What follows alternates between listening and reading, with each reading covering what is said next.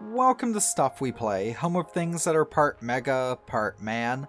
In all of my years on YouTube, I've talked about classic Mega Man and Mega Man X, and as far as Mega Man goes, I think that's about it. It's kind of funny too. Mega Man Battle Network was really huge when I was a kid. There was an NT Warrior anime series, which I actually remember catching a bit of when it was relevant, and even played all the way through Mega Man Battle Network 2, admittedly when it later came out on the Wii U, and Mega Man Network Transmission on the GameCube. And that was pretty much it.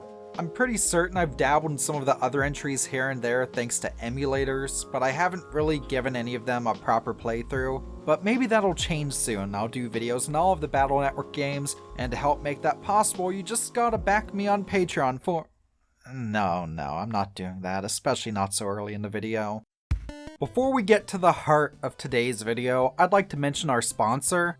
This video today is brought to you in part by PCBWay.com. Take advantage of services such as CNCing, 3D printing, and of course PCB design and printing. From small orders to massive batches of PCBs, they have you and your project covered. This includes a variety of PCB designs from the ever-growing PCBWay community. Check out PCBWay.com using the link in the description below and let them power up your next maker project today. And with that, let's get back to your regularly scheduled content. But yeah, RPGs are big time commitments, and I've been oddly craving giving the Battle Network series some love. So instead of looking at a Battle Network RPG, let's look at the aptly titled Rockman EXE-WS for the Bandai Wonderswan Color, which by the way, is a platformer. Now this is the part of the video where you'd probably expect me to go over what the hell a Wonderswan is, but I've actually done that before, and fiddly enough, that was also a Mega Man video, though that was a look at Mega Man & Bass 2, or as it's also referred to, Mega Man & Bass Challenger from the Future, a sequel to the often overlooked Mega Man & Bass for the Super Nintendo and Game Boy Advance. Now that game specifically was for the original Wonderswan, which was a black and white handheld. Battle Network WS here came out for its successor, the Wonderswan Color. That was in 2003 by the way. There was a third Wonderswan variant by the way, the Swan Crystal, which was basically just a color with a better screen. There was also a third Mega Man game for the Wonderswan line too, but that was just a port of Battle Chip Challenge, which was also on the GBA, and also from the bit I've played, not very good. The cool thing about Battle Network WS here, which I'll just be referring to as BNWS from here on out, is that it actually got a fan translation a few years back, which is what I'm playing here. What, you thought there was a chance this game got an official English release? Damn, the Wonderswan itself never even left Japan. So, the funny thing though, is that BNWS is actually a really easy place to hop into the series if you haven't played a Battle Network game before, especially as it's not even part of the Battle Network game canon. Rather, it's meant to be an adaptation of the first season of the NT Warrior anime.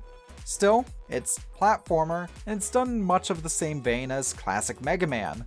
And if your only experience with Mega Man is the classic games, you could probably hop into this and wonder, it's pretty solid, but what the fuck is a pet? Why does Proto Man have a unicorn horn? And why does this entire series reek of discovering MySpace for the first time? Well, to answer that, I'm gonna have to serenade you with some lore. In the now distant past year of 2000X, Lan Hikari, referred to as Neto in Japan but this is an English translation, so we'll be using English names, has been promised a new companion by his father to celebrate reaching the 5th grade. This is a Net Navi. Now think of a Navi as a sentient me that can explore the early 2000s internet. It can also literally beat the crap out of other Miis and the manifestations of computer viruses. Initially, Lan's attempt to upgrade his pet doesn't seem to work, leading him to explain that he hates his dad. I mean, fair, the deadbeat is nowhere to be seen in the entire game.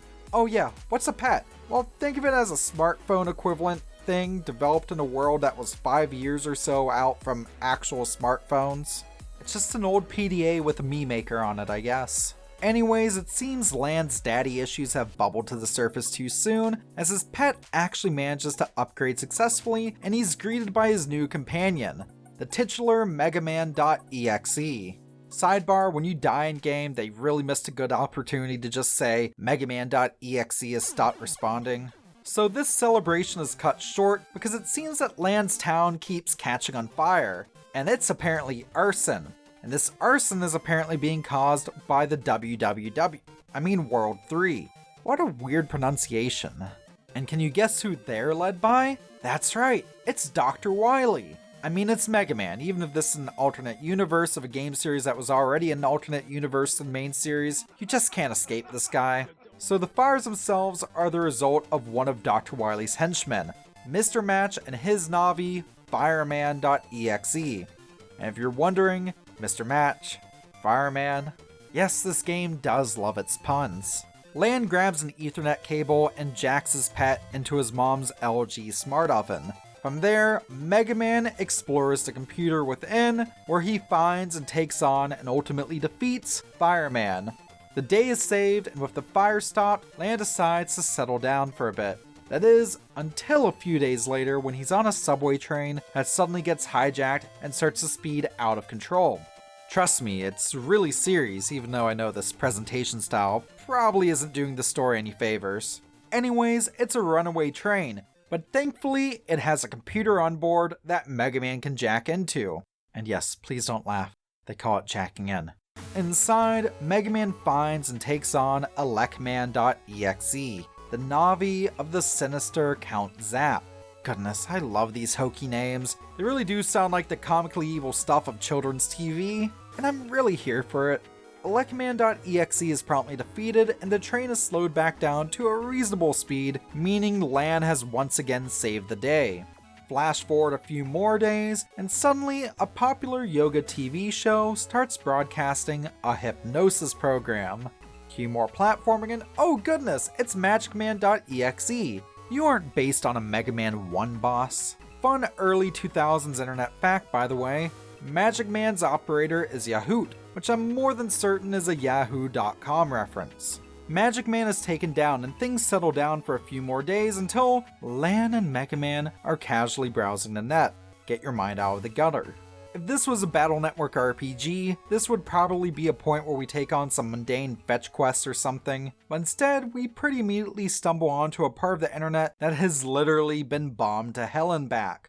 Goodness, this is brutal. And behind this devastation is Bombman.exe, a net Navi who is fast, strong, and nastiest of all, is able to operate independently without the need for an operator. This leads to a tense battle in which Mega Man just ekes out a victory, but the day still seems saved. Well, from Lan's point of view anyways. All the while at World 3 headquarters, Dr. Wily is meeting with his grunts, devising a plan to not only stop Mega Man once and for all, but to unleash his ultimate weapon of mass destruction on the internet.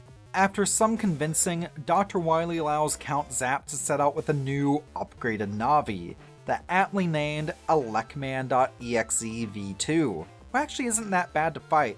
Enraged by Lan and Mega Man's easy takedown of a top grunt yet again, Dr. Wily arranges for Bombman.exe to kidnap Roll.exe, the Navi of Lan's best friend, Mail.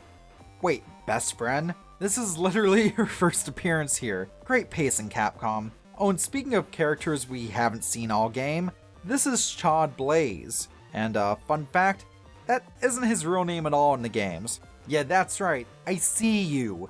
Eugene. Eugene here controls Protoman.exe and is Lan and Mega Man's main rival, but like a somewhat friendly rival, and this is totally played up by the fact that he doesn't appear until the final level. Also, if you equip a sword chip, Protoman.exe is just taken down so damn easily. Oh yeah, before we talk about the final boss, let's talk about the chip system. Maybe I should have talked about the game mechanics earlier. So, Mega Man Battle Network, the RPGs, are filled with battle chips, which are basically special moves that you can use in battle once a turn. This system was brought over with very little change to network transmission on the GameCube, which, as I mentioned earlier, was also a platformer, and that game was way worse off because of it. It doesn't help either that your stock weapon, the Mega Buster, just kind of sucks in network transmission, at least at the start. In BNWS, however, things feel much more balanced for a platformer, as far as stages go. I mean, first off, the game physics actually feel good, and there are minimal enemy attacks that feel like, well, bitch moves. Oh, and of course, the Mega Buster is actually worth using. But I also really like how the chip system works. The Wonderswan has 2 D-pads, and you can equip 4 chips at a time, which can be used by pressing that secondary D-pad up at any time. While in the middle of a level, you can also press the start button to access your chip folder and just move things around. And they knew you were going to be spending some time in here, so the chip folder even has its own music track, which I appreciate.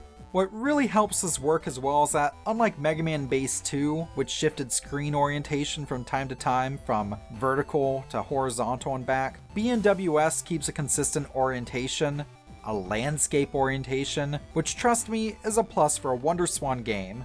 This damn thing is tiny enough, I don't think I could handle platforming vertical mode anymore. So yeah, basically press the corresponding direction on the top D-pad after you've equipped some chips, and you can use a chip.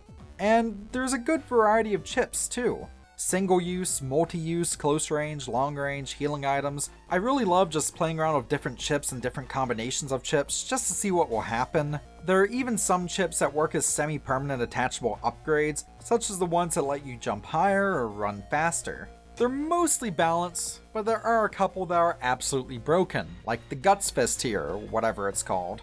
This thing absolutely rips through most bosses, and it's infinite use. So yeah, this game has a wonderful variety of chips, and some of them are dropped by enemies, and some of them are hidden throughout stages, and that really helps the replay value. But this Gutsman Fist thing, oh, it's really good. It has Metal Blade Syndrome, and it low-key breaks the game at points. But it's not what's most effective against Proto Man. Equipping a sword chip made this a lot of fun for me, especially as Proto Man EXE himself is a sword user.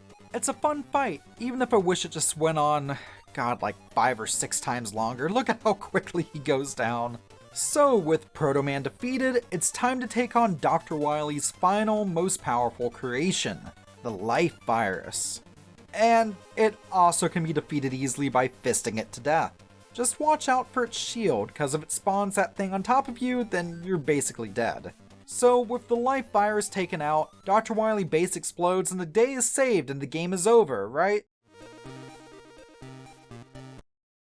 Well, not so much actually. See, BNWS is a rather short adventure, but it's also one that can be tackled in a few different ways. Indeed, there's even 2 different paths through most levels, and these lead to completely different viruses and bosses and stage designs.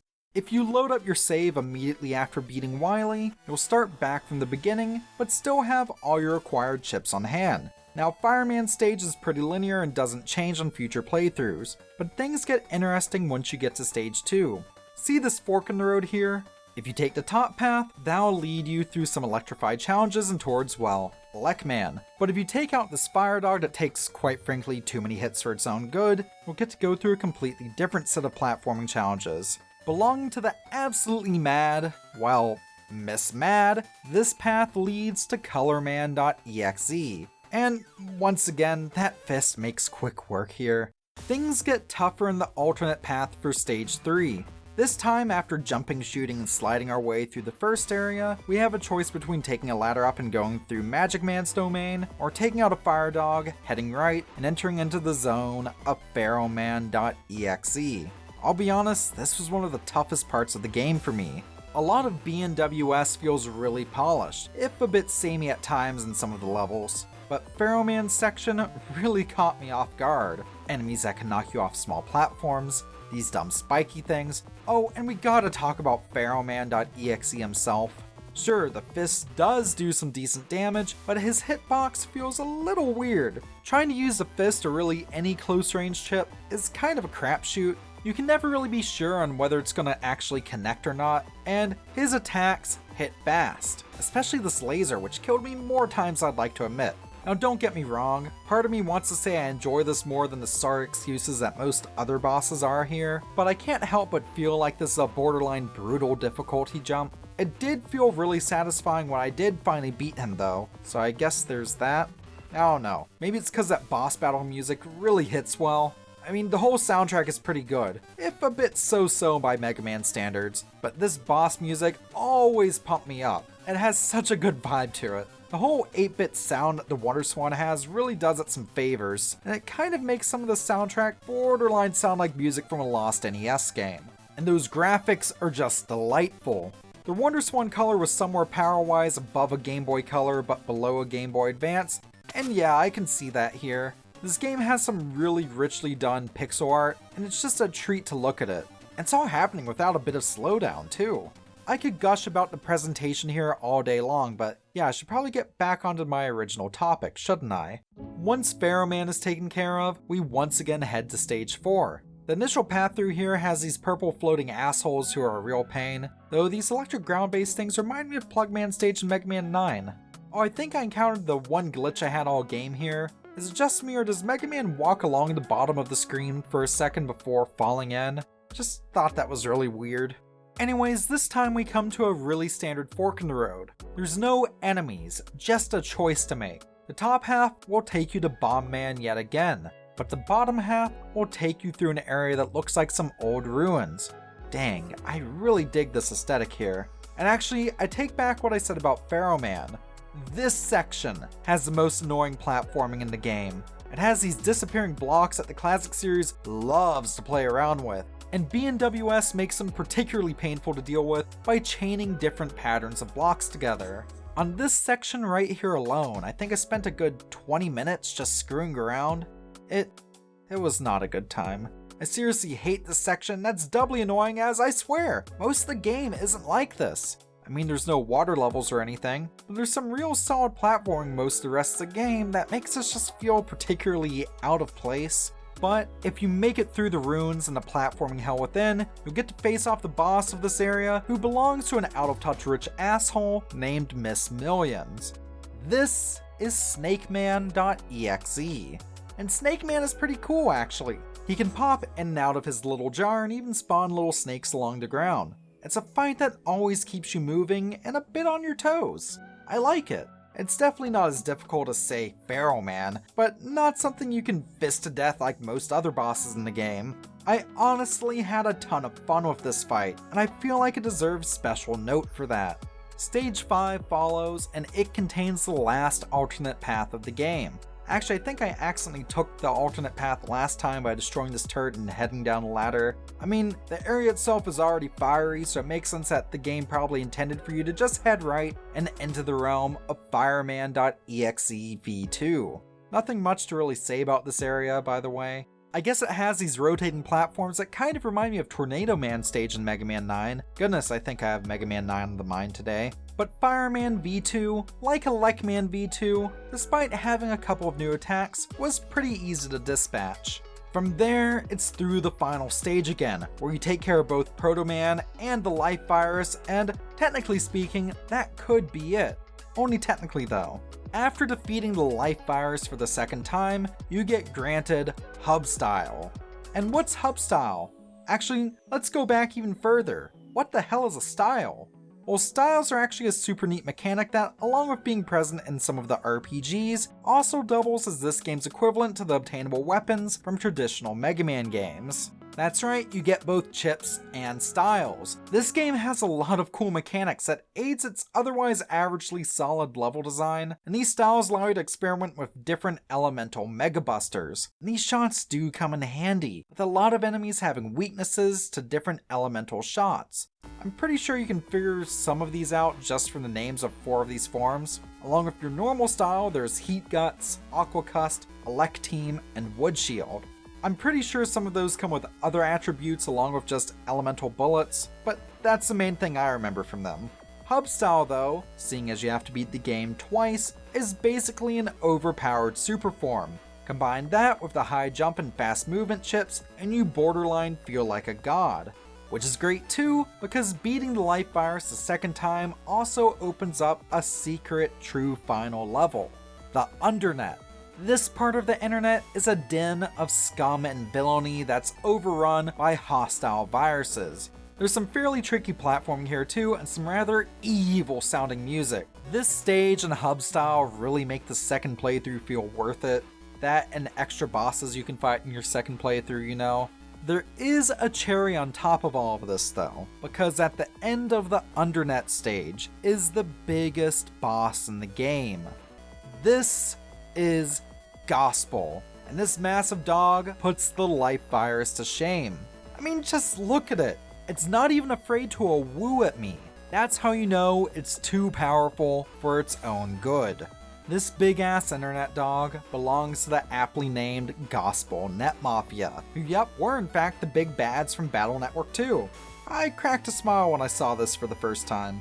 In the anime, they're also the main villains of the arc that comes directly after the one we just played through. So, it'd be a shame if that part of the anime never got a Wonderswan adaptation, wouldn't it? Now I'm sad. Anyways, Gospel really packs a punch. He starts firing at you immediately after the health bar fills, and these big ground-based waves can kill you in one hit if you aren't careful. That said, powerful as Gospel is, he's incredibly formulaic. First there's the waves, and he sucks you in closer to him, then he shoots fire. Eventually he'll also shoot out some hard to dodge blocks at you, but honestly if you've been jumping and shooting properly the whole time, you'll be fine just tanking the hit from those blocks and just shooting at him as you were. Rinse and repeat until the dog gets put down. This isn't the ultimate boss of the game though. Depending on difficulty, he is, but see if you play BNWS on EX Hard Challenge mode, you get to face off against the Battle Network series' favorite post-game super boss, Bass. And Bass is bullshit. Honestly, I'm more than fine just doing a set of 2 regular playthroughs that ends after the Gospel fight. I'd prefer to skip the story while doing so. Who knew a fountain of text boxes isn't a compelling way to tell a story, but yeah, I'm fine with just not having to fight Bass. But yeah, that's BNWS. As I said earlier, there's no big secret or anything as to why this one never came to North America, because the Wonderswan itself was a Japanese exclusive platform. With that in mind, I think it's also pretty obvious why Capcom made 3 different games for this line of systems. At its peak, the Wonderswan captured 8% of the Japanese handheld market. Now, research seems to suggest that by the time it was discontinued, the original Game Boy and Game Boy Color combined sold over 32 million units in Japan, and while by 2003 the Game Boy Advance had been out for around 2 years, a ton of folks were still playing with older tech, and that includes the Wonderswan line. Let's be nice and say that 8% number is comparable to that ultimate 32 million in some Game Boys. That means that there were over 2.5 million Wonderswans of some variety out there. And though BNWS and Mega Man Base 2 aren't even developed in-house by Capcom, yeah, Bandai made these, it's clear that there definitely was, at the very least, some sort of market for them. And both of them are pretty solid. If I had to pick one, I'd easily pick BNWS any day, but I'm really glad to have played both of them. BNWS though is just so damn pretty, and the styles, chip system, and alternate paths and bosses really give it some well appreciated replay value. If we were ever to get a Battle Network Legacy Collection or even just a Mega Man Oddities Legacy Collection, I'd love to see an official translation. And on that note, if there was such an Oddities collection, what would Capcom need to put on it to sway you to buy it? Honestly, a 5-part collection of this game, the 2 Mega Man base games, and the 2 Legends games would make me more than happy. Maybe in this fantastical never gonna happen scenario, they'd even throw in the Misadventures of Tron Bonne as well, seeing as I'm never gonna be able to afford a copy. Speaking of spending money on things, hey you, want to get some exclusive videos and have your name in the credits of my main videos? Then why not back me on Patreon and become a YouTube channel member for as low as $1 a month? Oh look, I actually did the shameless plug!